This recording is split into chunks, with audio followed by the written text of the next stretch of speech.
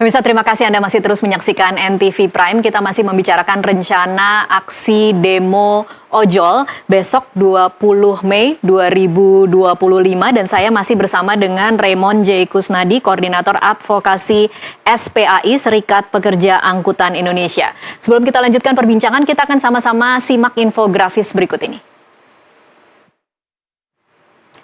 Ini adalah lokasi dan waktu demo ojek online di Jakarta besok. Dijadwalkan mulai pada pukul 13 waktu Indonesia Barat dan berpotensi menimbulkan kemacetan di sekitar lokasi. Kalau kita lihat lokasinya ada di Istana Merdeka, Gedung Kementerian Perhubungan, dan juga Gedung DPR MPR. Masyarakat diimbau untuk mencari alternatif rute dan moda transportasi lain, dan juga ada rencana bahwa mulai pukul 13 waktu Indonesia Barat, para pengemudi ojol yang berdemo ini akan off-beat massal atau mematikan aplikasi hingga pukul 12 malam besok 20 Mei 2025.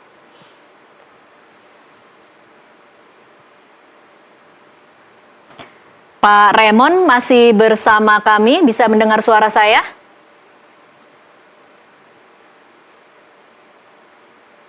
Halo Pak Raymond? Halo Pak Raymond, bisa mendengar suara saya? Ya pemirsa, kami mencoba menghubungi Raymond J. Kusnadi, Koordinator Advokasi SPAI, Serikat Pekerja Angkutan Indonesia. Selamat malam Pak Raymond. Iya. Iya, sudah jelas mendengar suara saya ya Pak Raymond? Iya, jelas. Iya, saya ingin kembali ke bagaimana Anda dan SPAI melihat peran pemerintah dalam mengatur dan juga mengawasi praktek potongan komisi oleh aplikator. Selama ini kalau Anda melihatnya, mengapa pemerintah seperti seolah tidak berdaya atau memang tidak berniat untuk berurusan dengan aplikator, atau ogah-ogahan, atau seperti apa Pak Raymond Anda melihatnya? Iya. Dari awal kita juga mempertanyakan ya kehadiran negara itu di mana. 10 tahun bayangkan ada sebuah perusahaan yang tidak patuh pada hukum ketenaga kerjaan di Indonesia gitu ya. Nah kemudian memang tahun ini ada harapan ya dengan adanya kebijakan ya, kami menuntut THR yang kemudian diberikan dalam bentuk BHR ya, sudah dalam bentuk tunai walaupun itu tidak semuanya dapat dan hanya berkisar 50.000 ya, tapi itu sudah ada kemajuan lah dari sebelum-sebelumnya, dan itu juga merupakan peran dari semua kawan-kawan ya, baik serikat kerja maupun komunitas dari 10 tahun yang lalu yang tetap berjuang melawan, dan akhirnya tahun ini mulai didengar gitu ya. Dan kemudian kemarin ini tanggal 14 itu Permen Komdigi yang juga kita sama-sama perjuangkan itu ternyata tidak bawakan hasil yang sesuai harapan gitu, karena isinya sama saja gitu dengan Kemenkominfo 1 tahun 2012 ya tentang pengaturan tarif makanan dan barang begitu. Pak Raymond, kalau Anda membayangkan besok harapannya seperti apa? Ditemui siapa? Kemudian akan seperti apa jalannya demo? Harapan kami ya kita ditemui oleh menteri ya, jadi menteri bisa melakukan keputusan di situ gitu. Misalnya untuk potongan aja itu bisa dihapuskan kok, bisa jadi 0% seperti itu misalnya, seperti itu. Dan juga untuk misalnya begini, yang soal di tarif yang penumpang yang sudah ditentukan 20% itu juga di atas 20% juga faktanya gitu ya. Memang tarifnya tetap di 10.400, itu kan minimal ya, harga minimal yang harus dibayarkan. Tapi ya karena hal-hal tadi ada layanan-layanan lainnya ya yang ditambah-tambahkan begitu, maka akhirnya jadi naik kalau dihitung secara total potongannya. Bisa mulai dari 23% sampai 30% seperti itu. Baik. Jadi kita mengharapkan besok ada keputusan yang konkret gitu ya, yang berikutnya mengikat di perusahaan aplikator. Baik, Pak Raymond, berarti masih ada ruang untuk dialog dan negosiasi ya dengan aplikator dan pemerintah? Masih membuka ruang itu atau memang Iya, SPAI betul. berharapnya harus dipenuhi tuntutan-tuntutan itu? Iya, betul Mbak. Ada ruang untuk berkomunikasi. Selama ini kan kita membuka itu, tapi kadang-kadang kalau bila diundang begitu ya oleh kementerian maupun DPR itu nggak datang itu ya dari pihak aplikator atau perusahaan platformnya seperti itu. Jadi selama ini kita malah yang ada mereka berkilah ya, berkelit bahwa ini misalnya yang 5% itu katanya untuk kesejahteraan pengemudi katanya. Kan dulunya kan 15% ya Iya. potongan itu. Kemudian sudah sempat turun Mbak, jadi 20, turun ke 15, terus naik lagi ke 20 gitu, 2 bulan kemudian itu di tahun 2022. Nah mereka beralasan 5% ini supaya ya tadi untuk kesejahteraan pengemudi, dan untuk akun kita untuk tetap gacor, untuk promo ke konsumen, tapi pada fakta kenyataannya tidak seperti itu gitu. Apalagi nanti akan ada rencana merger Grab dan Gojek Tokopedia itu Mbak, itu kan monopoli namanya, sudah sampai 91% menurut data yang ada gitu. Bila itu terjadi maka persoalannya menjadi lebih parah lagi, karena mereka bisa lebih seenak-enaknya lagi menentukan tarif, banyak insentif yang akan dipotong, dikurangi, dan itu sudah terjadi sebelumnya ketika waktu itu Gojek merger dengan Tokopedia gitu.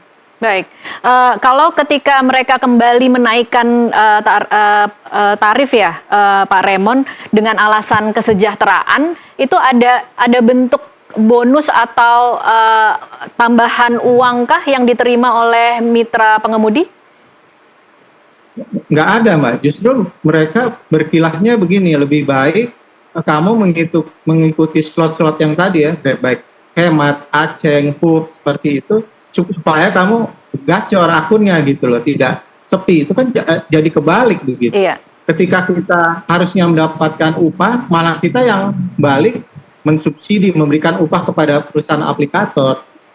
Kan akses hemat itu kan kita bayar 20.000 bila kita bisa mencapai 10 orderan gitu. Itu kan nggak masuk akal gitu. Jadi yang seharusnya mereka memberikan upah kepada kita, ini kebalikannya, kita mensubsidi mereka, Iya. kita memberikan upah kepada mereka. Iya, kalau dari sisi konsumen, dari peran konsumen, kalau menurut Anda apa harapan dari para pengemudi atau dari Anda, dari SPAI, tentang peran dan kontribusi konsumen agar bisa kemudian membantu perjuangan dari mitra ojol, Pak Raymond?